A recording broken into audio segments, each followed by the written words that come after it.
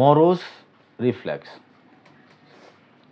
মরোজ reflex হচ্ছে যে রিফ্লেক্সগুলো বাচ্চার জন্ম থেকে বাচ্চাটার ভিতরে তৈরি হয়। ঠিক আছে, মায়ের দুধ টাইনে যে খাবে এটা শিখাই দেওয়া লাগে, এটা মরোজ রিফ্লেক্স। বাচ্চা বেস্টে লাগাই দাও, লাগালে দুধটা টানা শুরু করবে। শিখেছি তুমি? শিখাও না। বাচ্চারে উপর থেকে নিয়ে যেরকম ছেড়ে দাও বাচ্চাটারে, বাচ্চা দুই হাত টান টান করবে, কচিলা দিয়ে চোখ বড় করে আলেবে। ঠিক আছে, এটা হলো মরোজ রিফ্লেক্স। এটা বাচ্চার হবে, স্বয়ংক্রিয়ভাবে হবে। কেন হবে? কারণ সিম্প্যাথেটিক নার্ভাস সিস্টেম অ্যাক্টিভ হবে। সিম্প্যাথেটিক নার্ভাস সিস্টেম আমাদের কী কী বৈশিষ্ট্য ছিল? ব্লাড সার্কুলেশন বাড়বে, হার্টবিট বাড়বে, মাসেল টোন বাড়বে, ঠিক আছে না? হরমোন নিঃসরণ হবে, ব্লাড সমস্ত ব্লাডের দিকে পেরিফেরিতে ব্লাড বেশি যাবে, হার্টবিট বাড়বে, তাই না? রেসপিরেশন বাড়বে, হ্যাঁ, শ্বাস প্রশ্বাস বেড়ে যাবে না? এই সিম্প্যাথেটিক নার্ভাস সিস্টেম। কিন্তু এই মরোজ রিফ্লেক্স 4 থেকে 6 মাস পর বন্ধ হয়ে যাবে, ম্যাচিউর হয়ে যাবে। যেই বাচ্চার 4 থেকে 6 মাস পর এই রিফ্লেক্স বন্ধ হবে না, তার মানে তার রিফ্লেক্স সেন্সিটিভিটি হবে, অর্থাৎ মরোজ ইন্টিগ্রেশন ইম্যাচিউর। এই বাচ্চাই বিভিন্ন সেন্সিটিভিটি দেখাবে, দৌড়াবে, যে সমস্যাগুলি বললা, চিল্লাবে, হইচই করবে, দৌড়াদৌড়ি করবে, মনোযোগ দিবে না, আই কন্ট্যাক্ট করবে না। কোন বাচ্চাগুলো? এই বাচ্চাগুলো যার মরোজ রিফ্লেক্স ম্যাচিউর হয়নি। ঠিক আছে? পিকি ইটিং। পিকি ইটিং কি জিনিস? পিকি ইটিং হচ্ছে যে একটু সমস্ত খাবার তার কি হইতে হবে একদম পেস্ট তরল, তুমি দিবা খালি গিলবো এরকম খাবার। একটু দানা, মনে করো সাপোজ ওই নুডলসটা দানা, একটু দানা দিলো, এটা ফেলে দিবে, ওইটা গলায় গেলে বমি করে সে বাচ্চা ফেলে দিতেছে। একই খাবার সে খাবে, এর বাইরে খাবার খাবে না। একটু গন্ধযুক্ত, একটু আলাদা স্মেল, সে খাবার খাবে না। একটু শক্ত খাবার খাবে না, চাবাবে না। বুঝতে পারছি? তাহলে কোনো টেক্সচার, অ্যাবনর্মাল টেক্সচারও সে মানে তার রুটিনের বাইরে টেক্সচার সে খাবে না, সে কোনো গন্ধ সহ্য করতে পারবে না, সে কোনো দানাদার সে অ্যাকসেপ্ট করবে না। এটা হচ্ছে পিকি ইটিং। এখন এই বাচ্চাগুলোর খাবার, বাচ্চাটা অপুষ্টিতে ভুগবে, কারণ সে ভ্যারাইটিস খাবার সে খেতে চাবে না। তাহলে এই বাচ্চাগুলো যদি তুমি মেনটেন করতে চাও, তাহলে তোমাকে কি করতে হবে? এইটাও তোমাকে মনে করতে হবে, এটাও এক ধরনের সেন্সরি ইস্যু। হয়তো হাইপার সেন্সিটিভিটি তার আছে, সেন্সরি ইস্যু। কীরকম সেন্সরি ইস্যু? একটা ভাতের কণা বা দানা তার জিভে পড়ছে, তার জিভ থেকে সেন্সরি কোথায় গেছে? অ্যামাইগডালা আগে কোথায় গেছে? থ্যালামাসে গেছে, তাই না? তাহলে এই সেন্সরি ইস্যু, তাহলে এখানে কিন্তু একটা ইন্টার সাথে একটা নিবিড় সম্পর্ক আছে। তাহলে এবার আসো, এই বাচ্চা তোমার কাছে আসলো, বাচ্চার বাবা তোমার কাছে বলতেছে যে এই বাচ্চাটার আমরা এখন কী করবো, আমার বাচ্চার তো এই সমস্যাটা আছে, তোমার কাছে পরামর্শ চাচ্ছে। তুমি কী পরামর্শ দিবা? নাম্বার 1 পরামর্শ, বাচ্চাকে কোনোভাবেই টিভির সামনে খেতে দেওয়া যাবে না। বাচ্চার বাবা বলবে যে হ্যাঁ, আমি তো খেতে পারে না, টিভি ছেড়ে দিলে তখন সে বাচ্চাটা যা দেই তাই গিলে, কি খায় বুঝেও না, গিলে। তোমরাও লক্ষ্য করে দেখবা, আমিও লক্ষ্য করে দেখছি, আর তোমরা প্র্যাকটিক্যাল করে দেখো, যদি কোনো মোবাইল কোনো রকম ছেড়ে দেয়, তুমি খাইতে বসো, কি খাইলে আর কইতে পারবা না। রুই মাছ ছিল না পাঙ্গাস মাছ ছিল, তুমি বলতে পারবা না। খাবার প্র্যাকটিস করতে দেওয়া যাবে। বাচ্চার বাবা মা বলবে যে টিভি ছাড়লে বাচ্চা খায়, নাহলে খায় না। বাচ্চার বাবা মার সমস্যা অনেক, বাচ্চার বাবা মা, তাই তো? বাচ্চার বাবা মার সমস্যা হচ্ছে, বাচ্চা মা চায় বাচ্চা যদি তাড়াতাড়ি খায়, তাহলে তার অনেক কাজ থাকে। একটা মার অনেক কষ্ট, অনেক জ্বালা। একটা মার যে কি জ্বালা তার সীমাহীন। মাই পারে এই পরিস্থিতি থেকে উত্তোলন করতে। মনে রাখবা, এই ট্রেনিং 6 মাস থেকে 1 বছর লাগবে। আবার বলি, এই ট্রেনিং 6 মাস থেকে 1 বছর লাগবে। একটা প্রবলেম নিয়ে তোমার কাছে যখন বাবা মারা আসবে, আইসা বলবে করছি, কাজ হয় না, তখন নাসরিন কি বলবা? তখন নাসরিন বলবে যে না, আপনি হতাশ হবেন না। কয় মাস লাগবে? না, 6 মাস লাগবে, 1 বছর লাগবে। আপনাকে ধৈর্য ধরে, 2টা শব্দ, একটা হলো পারসিস্টেন্ট আর হলো প্যাশন। পারসিস্ট এবং প্যাশন, সো কনসিস্টেন্সি আর হলো পারসিস্টেন্সি, মানে 2টা বিষয় হলো এরকম যে তোমাকে লেগে থাকতে হবে এবং তোমাকে আশা রাখতে হবে যেটা হবে, এবং হবে কোনো সন্দেহ নেই। বলা হয়েছে দীর্ঘ সময় লেগে থাকতে হবে।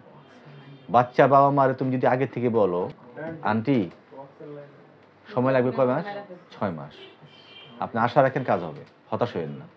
এটা বাবা আর বাপ মারে যদি আগের থেকে মোটিভেট করে রাখো, তাহলে তোমার সাথে বিরক্ত হবে না। মনে রাখবেন কাজ হবে, সময় লাগবে। মাঝে মাঝে দেখবেন সমস্ত কাজ গেছে, হতাশ হবেন না, কাজ হবে। বুঝতে পারছি, কথাটা বলে নিবা। আচ্ছা, নাম্বার তার টিভি থেকে যখন বলবে যে খায় না, তার বুঝাইতে হবে যে টিভি দিলে তার ব্রেন তখন স্ক্রিনে থাকে, তুমি নতুন কিছু শেখাইতে পারবা না, তাই নতুন কিছু শেখাইতে তুমি পারবা না।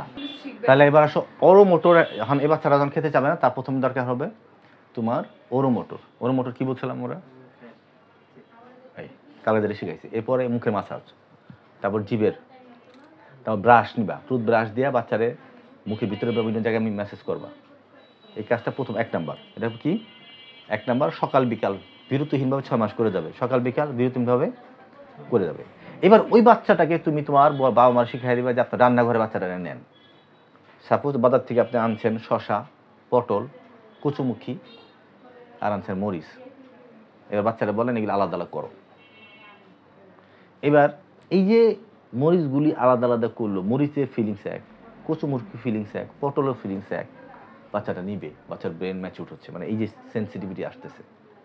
এবার বলো যে আমি এই পটল কাটতেছি, তুমি পটল আলাদা করে সরায় রাখবা, শসা আলাদা করে সরায় রাখবা, আলাদা আলাদা প্লেট রাখবা, বুঝছো? করলা, করার পর তুমি আলু সিদ্ধ করলা, আলু সিদ্ধ চুকলা ছিলাইলা, ডিম চুকলা ছিলাইলা। ফলে এই যে বারবার যখন বিভিন্ন খাবারের সাথে বা বিভিন্ন রান্নাঘরে যখন ইনভলভ হবে, তখন ওই জিনিসের প্রতি তার কি হবে, আগ্রহ তৈরি হবে, তখন সে খাওয়ার প্রতি কি থাকবে, আগ্রহ তৈরি থাকবে। এই একটা বিষয় গেল। এবার আসো, ভাত সে দেখতে পারে না, ভাত সে খাবে না মোটে গেলে। তাহলে যেটা করতে হবে, যে বাচ্চাটা যে খাবারের আগ্রহ, সাপোজ বাচ্চা নুডলস পছন্দ করতেছে, ভাত খায় না, তাহলে নুডলসের সাথে এই 1 চামচ ভাত বা হাফ চামচ ভাত ওই নুডলসের এক কোনায় রাখতে হবে। ভুল করে 1 প্লেট ভাত নেওয়া যাবে না, তাহলে বাচ্চা লাফ দিয়ে উঠা যাবে। তাহলে এই অ্যাক্টিভিটিটা করতে হবে বাচ্চা যখন খুব খুশি মুডে থাকে, বাচ্চা যখন খুব ক্ষুধা অবস্থা থাকে, তখন এই যে অ্যাক্টিভিটি করতে দেওয়া যাবে না, তো রাগ হয়ে যাবে। বাচ্চার মুড খুব ভালো, তখন বাচ্চারা কী করতে হবে, ওই হাফ চামচ ভাত ওই সময় চেষ্টা করতে হবে। হাফ চামচ ভাত নিলা কিন্তু খাওয়াইতে পারলা না, বাচ্চা খালি নজর হয়েছে জায়গায়, কখন ভাত দেয় তখন রাগ হয়ে যেতেছে, তাহলে চেষ্টা করা দরকার নেই, থাক আজকে বাদ। পরের দিন আবার হাফ চামচ ভাত, সেদিনও পারলা না, থাক। তার পরের দিন আবার দেখা গেলো তুমি 4 দানা ভাত দিলা মুখে, দেওয়ার সঙ্গে সঙ্গে বমি করতে যাচ্ছে, সঙ্গে সঙ্গে পানি, সঙ্গে সঙ্গে বাচ্চা বাড়ে বলে পানি খাওয়াই দেন তাড়াতাড়ি। 4 দানা ভাত যদি সে খাওয়াইতে পারো, 4 দানা, 4 চামচ বলি না, 4টা দানা ভাত, তাহলে ওই দিন বাচ্চারা খুব ভালো প্রশংসা করতে হবে, এই আজকে বাচ্চা ভাত খাইছে, পুরো বাড়ি একটা মাথায় তুলতে হবে।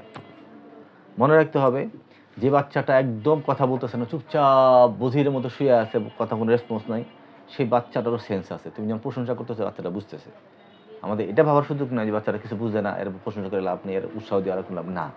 ওই বাচ্চাটারও সেন্স আছে, তুমি কীভাবে রিয়াক্ট করতেছো, ওর সেন্স কাজ করতেছে, এটা মনে রাখতে হবে। চাইলে খাবার কথা বললাম, কি বললাম এটা আমরা খাবারের কথা বললাম। স্পিচ নিয়ে আমরা সংক্ষেপে ছেড়ে দিই। স্পিচ যদি তোমার সমস্যা থাকে, তাহলে সবচেয়ে প্রথম শব্দ হইল বাচ্চাকে আই টু আই কন্ট্যাক্ট না, আই টু আই। বাচ্চা যেন চোখের সাথে চোখ থাকে, বাচ্চার চোখের সাথে যেন চোখ থাকে, এটা প্রথম শর্ত, ঠিক আছে? যখন মনে রাখবা যে তুমি ব্যাট করতেছো, বাচ্চা বল নিয়ে আসতেছে, এটা হচ্ছে ট্র্যাকিং করতেছে, বাচ্চা বল ট্র্যাকিং করতেছে, বাচ্চা বল কোথায় আছে বুঝতেছে, আনতেছে, তাই তো? কি করো, বল নিয়ে আসো, ঠিক আছে? তাহলে এটা ট্র্যাকিং, এটা কিন্তু আই কন্ট্যাক্ট না। আই কন্ট্যাক্ট হলো বাচ্চা তোমার তাকায় বলবে যে আমাকে এই প্রজাপতি এনে দাও, বাচ্চা বলতেছে আমাকে ওই প্রজাপতিটা এনে দাও, তাহলে বুঝতে হবে যে আই কন্ট্যাক্ট করতেছে, বাচ্চাটা আই দেখায়া তোমার সাথে বলতেছে এবং তোমার দিকে তাকাইতেছে, ওদিকে তাকাচ্ছে। তাহলে একটা ট্র্যাকিং, এই কথাটা বলবো যে আমি কোনো একটা শব্দে প্রশ্নের মধ্যে ট্র্যাকিং শব্দটা ব্যবহার করবো, তখন তো বুঝতে হবে যে এটা ট্র্যাকিং শব্দটা কী বোঝাতে চাচ্ছি আমি। এই কথাটাই বলবো যে এখানে বলের মধ্যে বাচ্চা ট্র্যাকিং করতেছে, বল আনতেছে নিতেছে, এটা তুমি কী বুঝো, এটার দ্বারা কী মিন করে, বাচ্চাকে আই কন্ট্যাক্ট বোঝায় না কি বোঝায়, তখন বাচ্চারা ট্র্যাকিং বুঝাইতেছে, আই কন্ট্যাক্ট না। তাহলে স্পিচের প্রথম শর্ত হইলো আই কন্ট্যাক্ট থাকতে হবে। প্রথম কি হইতে হবে, আই কন্ট্যাক্ট।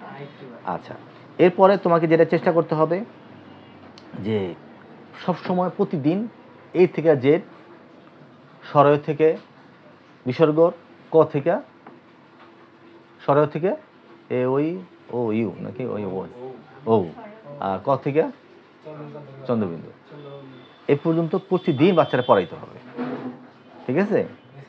আর 1 থেকে 10 প্রতিদিন।